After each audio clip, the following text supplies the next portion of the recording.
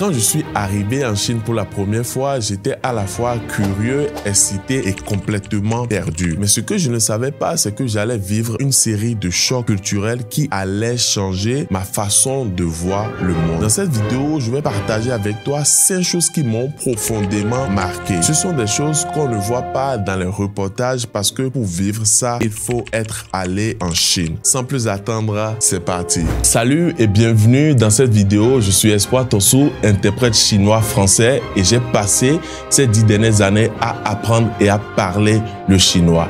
Sur cette chaîne, j'aide des personnes ambitieuses à parler le chinois afin de profiter de toutes les opportunités qu'offre le fait de savoir parler le chinois de nos jours. Juste avant qu'on commence, si tu as toujours rêvé d'apprendre le chinois, j'ai lancé un programme que j'ai appelé Chinois Master. C'est un accompagnement de 8 semaines super simple, super clair pour t'aider à commencer à parler le chinois même si tu pars de zéro. Je t'accompagne moi-même personnellement étape par étape. Le lien pour rejoindre le programme est en description. Tu y auras tous les détails. Quand je suis arrivé en Chine, le premier choc, c'était la taille des infrastructures. Tout était immense. Les bâtiments, les routes, les gares. La première fois que j'ai pris le train à Guangzhou, je me suis perdu plusieurs fois avant de trouver le bon quai. Mais en plus de tout ça, il y avait un monde fou. Ce n'était pas une exagération. Tant que tu n'as pas mis les pieds en Chine, tu ne peux pas imaginer ce que représente 1 milliard de personnes. Et malgré tout ça, malgré tout ce nombre, il y avait une discipline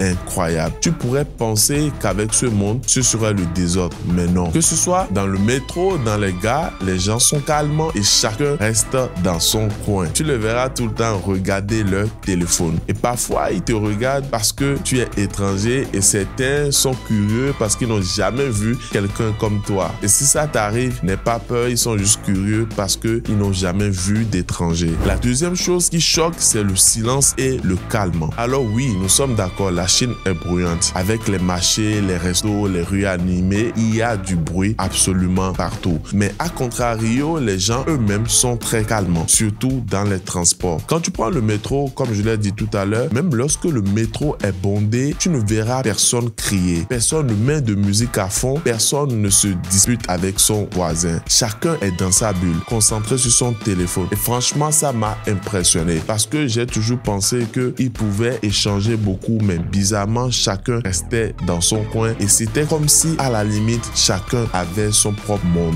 La troisième chose qui m'a choqué, ce sont les caméras et la sécurité. Quand j'ai atterri à l'aéroport, j'ai tout de suite remarqué des caméras partout autour de moi. On m'a pris mes empreintes, on m'a scanné et dans les rues, c'était pareil. Il y avait des caméras absolument partout. Je me suis dit qu'ils me surveillaient tout le temps, mais j'ai vite compris que c'était pour la sécurité. Toutes ces caméras, le résultat, la conséquence que ça provoque, c'est qu'il n'y a pas de vol, il n'y a pas de bagarre, il n'y a pas surtout d'agression. Ce qui veut dire que tu peux sortir à 2h, à 3h ou même à 4h du matin seul et te sentir quand même en sécurité. Et devine quoi, j'ai essayé de faire cette expérience et je suis sorti seul à 4h du matin à Guangzhou juste pour me balader. Et ce qui est bizarre à cette époque, c'est que je ne connaissais pas grand monde à Guangzhou en ce temps. Et il faut le dire, je me suis senti en sécurité, même si j'avais un peu peur par moment. Et j'ai même fait une vidéo de ce jour-là que tu peux regarder qui est disponible sur ma chaîne. La quatrième chose qui m'a choqué, c'est le jour où j'ai dormi dans un aéroport. J'étais dans la province du Anhui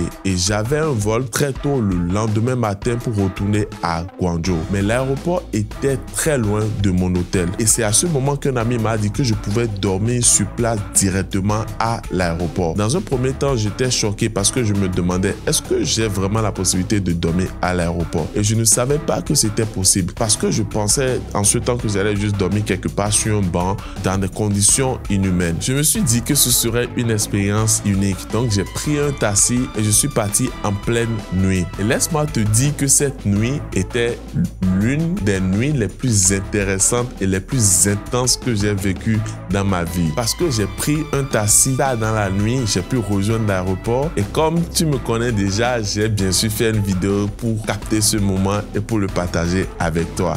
Donc, tu peux le regarder aussi. La cinquième chose qui m'a choqué, c'est que la nourriture est partout, même à 3 heures du matin. En Chine, tu peux manquer de tout, mais pas de nourriture. Tu peux manger à toute heure de la journée comme à toute heure de la nuit. Tu peux manger des nouilles, des brochettes, du riz, des fruits, des plats chauds et à 3 heures du matin. Et bizarrement, en pleine rue. Quand tu sors du métro, il y a à manger. Quand tu marches dans une ruelle, il y a à manger. Même dans les coins les plus reculés, il y a toujours un stand quelque part où manger. Et c'est pour cela que les tout premiers jours que j'ai passés sur place, j'avais la nausée parce que j'étais sensible aux odeurs et chaque fois que j'avançais, à chaque pas, il y avait de nouvelles odeurs qui m'envahissaient et ça me donnait la nausée. Mais avec le temps, j'ai pu m'habituer. Tu le sais sans doute, la gastronomie chinoise est riche en tout type de plats. Il y a aussi plein de types de pâtisseries. Un jour, j'ai même passé mon temps dans une pâtisserie pour goûter tous les types de sucreries que j'ai pu manger ce jour-là. Et bien sûr, j'en ai fait une vidéo que tu peux également regarder.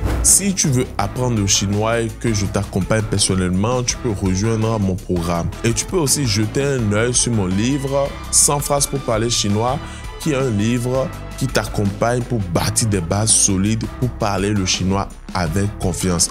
Ce livre est disponible dans sa version e-book et tu peux te le procurer peu importe là où tu es, partout dans le monde. Et bien sûr, si tu as aimé cette vidéo, pense à t'abonner et je pense que tu vas forcément aimer en regarder une autre.